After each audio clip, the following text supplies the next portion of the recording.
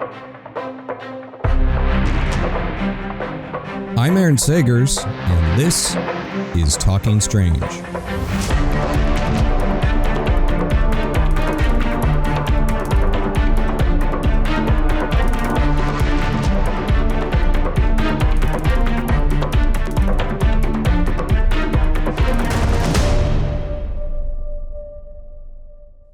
Hey there, spooky nerds, and welcome to Talking Strange, paranormal pop culture show. I'm Aaron. Happy to have you back. I'm happy to be back. And I'm happy that, man, we got a lot of great horror happening in this springtime, summertime. I've already talked about Sinners. Really loving Sinners. Glad that is doing so well at the box office. And we have Rosario, which opens last week as I'm recording this on May 2nd. And we had Emerald Tubia and Felipe Vargas from that project on the show. And today we are talking about clowns and cornfields. Specifically, the new movie Clown in a Cornfield, which opens on May 9th. Now, this flick, I enjoyed it. I was fortunate to get sent a screening link for the film and then also attended the premiere of the movie, the New York City premiere of the film, and it's a blast. It's just an enjoyable. It's both like a throwback to 70s and 80s slasher films that I loved. You're talking about Halloween and Friday the 13th and Nightmare on Elm Street. I guess those are all kind of more 80s, but it's also weirdly, there's elements as I'm watching the film that remind me of Jaws, as far, I guess that's a cornfield element, and the clown in the cornfield. So it's a fun little slasher flick, and it is directed by Eli Craig. Now, directed by Eli Craig, based on a screenplay by Carter Blanchard and Eli, and based on the novel by Adam Cesare. Adam Cesare, who has been on the show on Talking Strange before. And starring Katie Douglas, Aaron Abrams, Carson MacCormac, Vincent Muller, and Kevin Durand, who is a excellent actor. I always love seeing him pop up in everything from The Strain to Swamp Thing to just last year, Abigail. And also it stars Will Sasso, who you know as a comedian. And let me tell you about Clown in a Cornfield. The official synopsis. In A Clown in a Cornfield, Quinn and her father have just moved to the quiet town of Kettle Springs, hoping for a fresh start.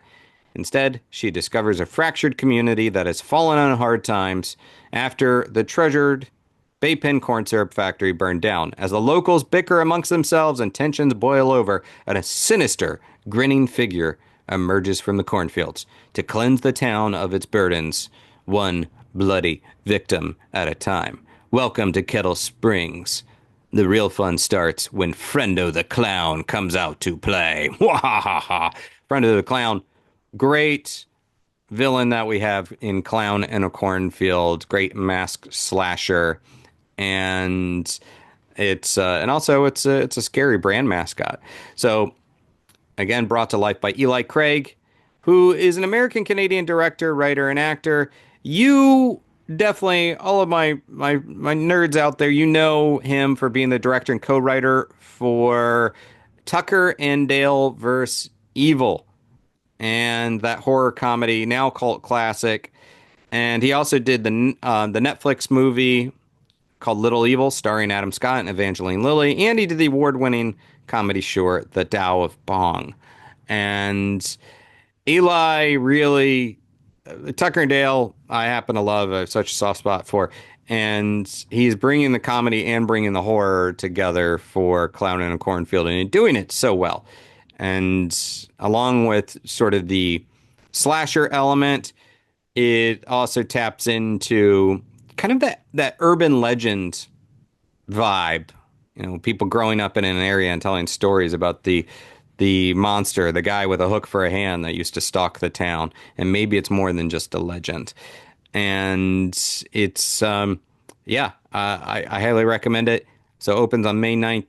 and I got to talk to Eli Craig, the director and co-writer of it, about Clown in a Cornfield. So let's get to it. Here's our chat with Eli Craig. To kick things off, well, we did chat briefly over at the premiere party the other night, which was great. How was the overall feeling vibe for you? I mean, you've had South by Southwest, you had the Overlook Film Festival, but to have this premiere in New York, how'd that go for you? Well, that was a pretty special premiere. I mean, by saying premiere, it was like an interactive show with tons of clowns. There was an entry that was a horror, it was a horror theme park of all clowns jumping out at people just to get in to see the movie. And then when we were doing the film, you had people rappelling in from the ceiling that were friendos and like a 12-foot tall friendo on stilts with a chainsaw. So that was unlike any premiere I've ever been to, and it was freaking awesome. Yeah, it kind of felt like a spiritual cousin. It reminded me of the William Castle films, the Spine Tingler and whatnot, priming the audience before the scares unfold on screen. And that was, I guess that I had nothing to do with the setup there, so I was as surprised as anybody. And it was quite fun that the people putting it on just kept saying, "You're going to be blown away. Just trust me, it's going to be awesome." Well, I've read that you were an '80s slasher kid, and I'm a bit of an '80s kid myself. So, who would you say, before we get into some of the meat of the movie, but who would you say would have been most likely to take a shine to Frendo, the titular clown in the cornfield? Which '80s slasher, mass slasher, or supernatural slasher? Who would like Frendo? Well, I think all of the slashers would like Frendo. But I guess I would go, it's sort of a combination of like a bit of Friday the 13th and a bit of Halloween. Um, but I like to look at all those films together. Like for some reason for this, I was looking at Jaws a lot because he's like a predator in the ocean. And for this, he was like a predator in the corn. Um, and then I also looked a lot at the action films, like, because we have a huge chunk of action in this too. And then I was thinking even Terminator would kind of like Frendo because this Frendo is just relentless. He keeps coming after you right when you think he's dead. Um, and so I just kind of like all those elements mashed into one story was what really got me excited about this. Yeah, I was talking to some of your cast, and a lot of these folks, their first exposure to clowns was Pennywise, It. And meanwhile, I remember the Tim Curry Pennywise as a kid. But before then, I had early memories of Bozo and clowns at birthday parties that were not part of any horror genre. So what was sort of your first clown exposure, and did it ever switch over into something that freaked you out? It always freaked me out. I mean, obviously, my first clown exposure was Ronald McDonald. It's probably every kid's first clown exposure. And even that guy was like, wait a minute, how is this the mascot for, how is this the brand mascot for a huge company? Because even he looks kind of creepy to me. But I also remember as a kid, uh, I went to a birthday party once, and I remember a clown being there and making balloons and little balloons for people. And it was cool. Like the kids were all into him, but I remember this one kid crying, and he just kept crying. Like the clown kept coming over and trying to make him happy or laugh because that was his job to make everybody have fun. But it was like third or fourth grade, and this one kid was just like, "Don't get near me now." And that probably has always stayed with me of like the duality of clowns. Like they're trying to be there for entertainment, but they're actually there's something so untrustworthy about them. Um, this fakeness that like I can't trust that guy. So, and I also remember being older and seeing a 2-year-old looking at a clown, and it was like one of those clown performers. He was like on Third Street Promenade or something, like juggling. And the baby is this little like 2-year-old, like maybe even less because it's in the arms. So like 1.5-year-old baby just looking in like awe. And then the clown looked at him. The baby smiled. And then the clown did something else, and the baby just screamed and cried So I've always thought there's this weird, like almost Gestaltian like switch that could happen where it Yeah. could go from total like funny to total horror.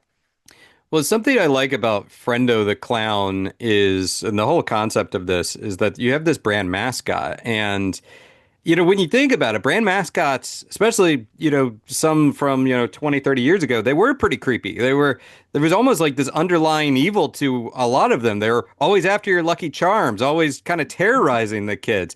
So, so it's kind of like this perfect villain, essentially. Yeah, totally. I mean, like we did study some of that stuff, like Kringles the Clown. If you look him up, there's a YouTube video from of a commercial from the early 40s where he's selling these kids like cereal, but he smashes through the back of a like this backdrop and like comes out like, "Hey kids, buy cereal with Kringles the Clown." And it's horrific. Um, but that's what they used as their brand mascot. So it just felt really fitting that Adam Cesare wrote the book, like created Frendo as this brand mascot for Baypen Corn Syrup Factory. And Um, yeah. and Frendo is also sort of this literal representation of the embodiment of the town itself. Time and industry has sort of passed them by. Everybody's a little bit ragged. There's this simmering resentment about it all. Would you agree with that? 100%. I think that the fun part about this clown is he stands for so much, and that he was this Baypen brand mascot, and he was created during this very optimistic time in America. I mean, he was created initially in the 30s, but he helped the town like be prosperous even during Depression times, and then by the time boom times were happening post World War II, I think Frendo was just he was like an embodiment of the American dream. And in a way, like over the past 80 some, whatever years, he's sort of sat too close to the radiator and his face has gotten a little melty and distorted. And it's a symbol a little bit of the American dream gone wrong and sort of the anger of it not going the way Frendo had hoped in that time. And the town being a little decimated and industry of corn, not corn syrup, certainly not being what it once was. I also watched these old videos from the 40s where the moms would be like, give your kid a spoonful of corn syrup in the morning to give him energy and brighten his day. And they thought of it as like the best possible thing. It was medicine, it was like energy, it was the embodiment of America, all in one spoonful of corn syrup. And now we know it like rots your teeth. It's full of GMOs. It's bad for you. Um, so there's something about that as well. It just seems really apropos. Yeah, and it almost seems like these teen characters, they almost sort of, there's the resentment of this industry that has died, but also these teenagers sort of shoulder the blame for the sins of their parents, and then that resentment is kind of heaved upon them. In a way, it's almost like they're being blamed by extension for the failure of the American dream, or you kids don't eat corn syrup anymore. Yeah. I mean, doesn't that sort of feel like it is a little bit? I do feel I have an 18-year-old son. He was 17 years old when I was making this and probably 14, 15 while I was developing this. I put him in the film and I killed him with a bow and arrow to the head because he had so much to do with it. But I find my generation is always kind of crapping on them, saying, "Get off your phone! Like, why are you always doing this? You should be outside. I'm gonna throw you outside and lock the door so that you just go outside and play." And it's like, we put so much negativity. Like, I've heard it so many times. Like, what is Gen Z gonna do? Like, how are they gonna make a living? These kids don't know how to work. All that kinds of stuff. And I also think they're the most optimistic, accepting generation of each other. There's so much positivity in like acceptance of everybody. There's a lot of good things about Gen Z. So I kind of wanted to play with that balance in this as well. I did talk to your son briefly at the party, and he said that when you were shooting that scene where he was shot with the arrow, that you said you were quite giddy about it. That you've been waiting a long time to do this. I've killed my wife in a movie. I killed myself in a movie. I killed my mom in a movie. And now I got to kill my oldest son. I have a son left, so it's really fun when you get to put them in that kind of situation. I'd say every actor, for some reason, loves to die in a horror movie, and everyone. And they're always comparing their deaths. Like all the actors will get together. No, no, my death was better than yours. And so maybe it's just playing with our mortality in a kind of a fun way, and we get to overcome our own mortality. Well, there's a lot of good kills in this film, and primarily, almost exclusively practical effects, Mhm. including practical cornfields. Now, I'm not from the Midwest. I'm not from a cornfield country, but I've spent time in cornfields. They're no joke, man. Corn is pretty rough. It's not like running through a daisy field. It's the sheaths of corn itself are can be a little bit sharp. Corn cobs are pretty heavy. So when you have, these actors running through corn full speed, and you're not running like down a row. They're running the opposite way. They're just slashing through it. You get a little beat up. And Katie Douglas at one point, because we were running back and forth full speed, and we were tracking them in like the back of a golf cart with a steady cam guy hanging off the edge, going as fast as we could across it. Katie at one point, she was like, "Oh, oh, oh, hold, stop! I got something in my eye. I got something in my eye." And I'm like, "Oh God, we're gonna have an insurance claim." Katie's just lost her vision. She's gonna have a stick of corn sticking out of her eye. And we all kind of move up to her, and she's like, I got it. Okay, let's go again. And I was like, oh, thank God I got the toughest girl I could find to play these roles. And all of them, maybe it's because they're all Canadian. They're all just ruggedly tough. Every single person in the film, it was -10, -20 degrees out there, and some of the days were just so cold. Some of the nights were so cold, and they just took it on. It was really fun. Yeah. You Tucker and Dale versus Evil, it was what, 15 years ago, I guess. And, you were an adult then, but a slightly younger adult. I'm curious, that had satire. That was horror comedy. As you said, this is horror comedy action. There's some kind of darkness under the hood with this, but how has your humor changed since Tucker and Dale? And how would you say that's reflected here? Well, I would say that this film is horror. It's sort of horror, thriller, suspense with elements of comedy. And so I really tried to position that, like, I wanted to make a horror film this time, and not a comedy. But I can't resist some of the absurdity of the story and some of just the absurdity in my heart of what we've lived through. And what we've lived through over the past years, I mean, it it feels like the world is an absurd joke. I can't, and I've my humor is like somewhat intact, but I'm a little darker, and um, I think that I wanted to engage more on like some of the horror aspects of life this time, and not just make fun of it, because I think horror can really say something and be really entertaining at the same time. Um, yeah, so that's why I thought, I mean, it's important for people to know this isn't a comedy like Tucker and Dale. There are some funny moments that you're going to laugh your butt off, but they live very much within the context of the horror. Yeah. And obviously Adam Cesare has a third is Clown in the Cornfield book after this one. So how did you approach sort of setting up a potential sequel before you get the green light, before you know that it's going to get made? How were you seeding that land?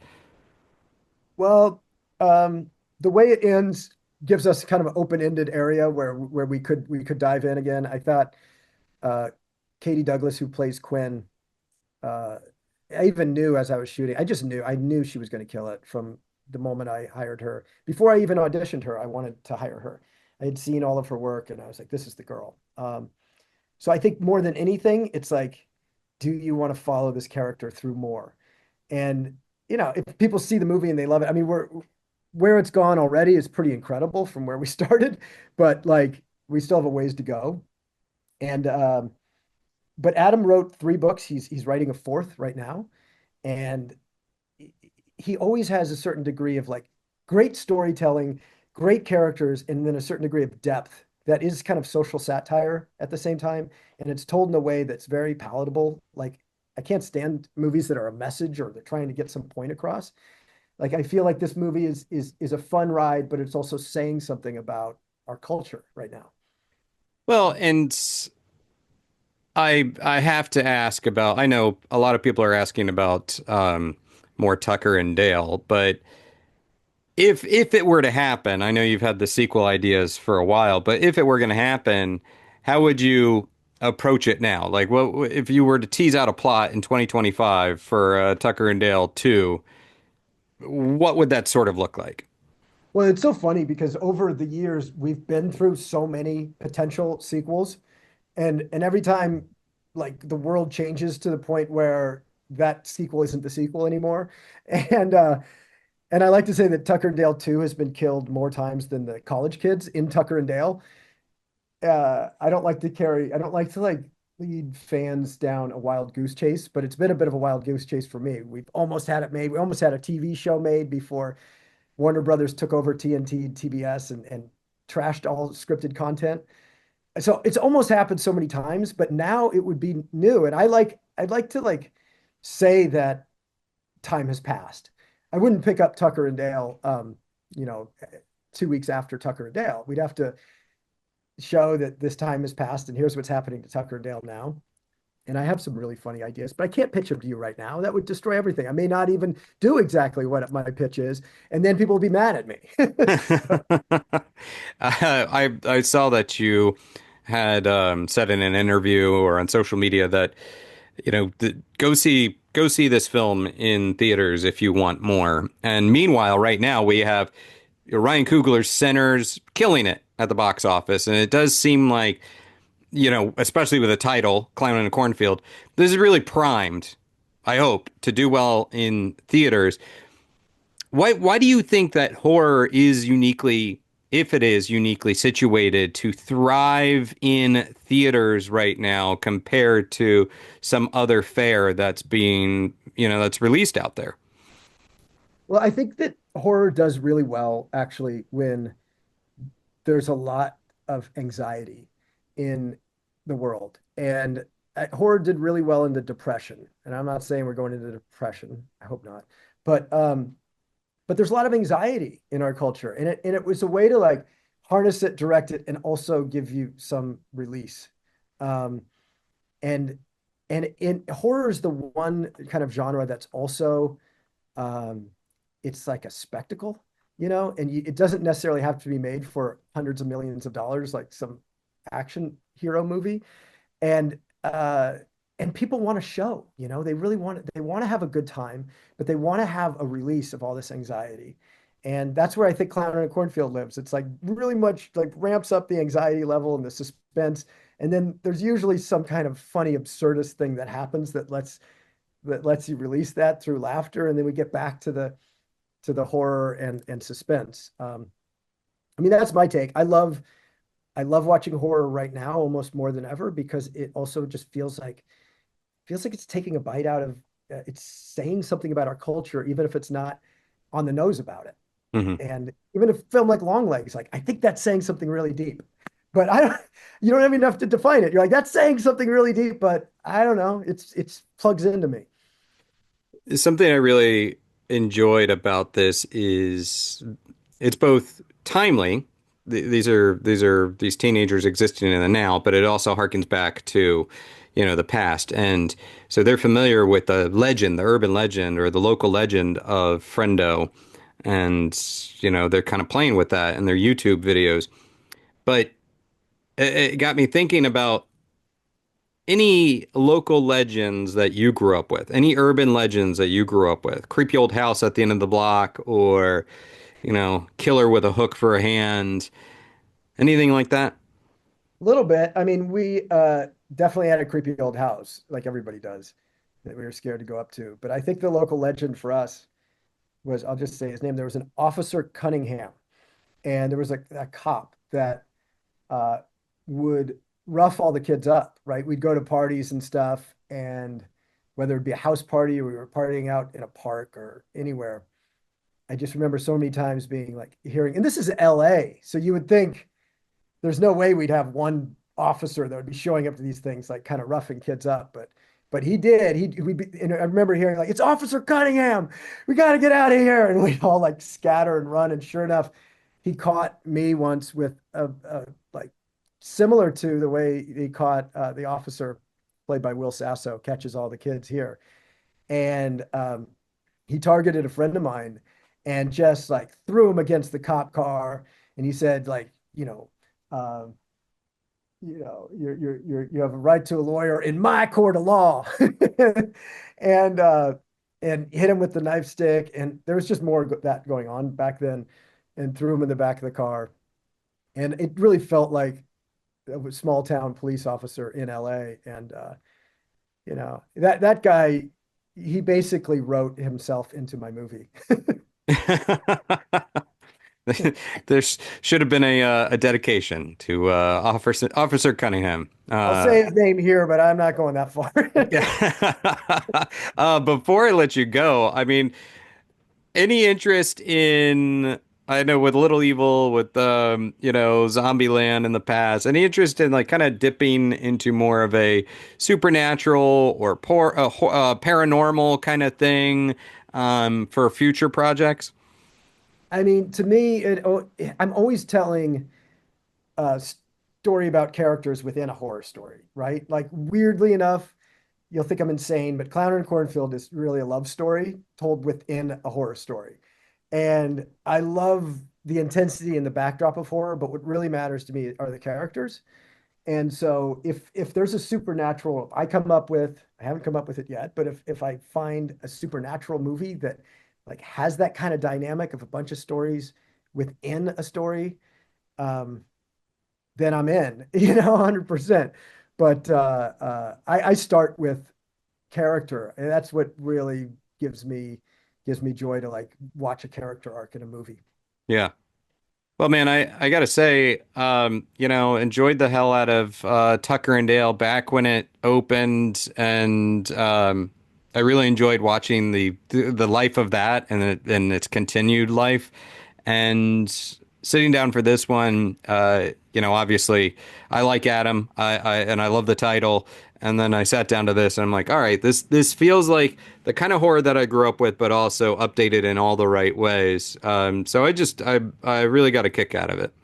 Well, thank you. And that was, I did want to bring like a new slasher horror to a younger generation, because it feels like all of the slasher horror and just a lot of horror in general right now is a remake of something that came from my generation.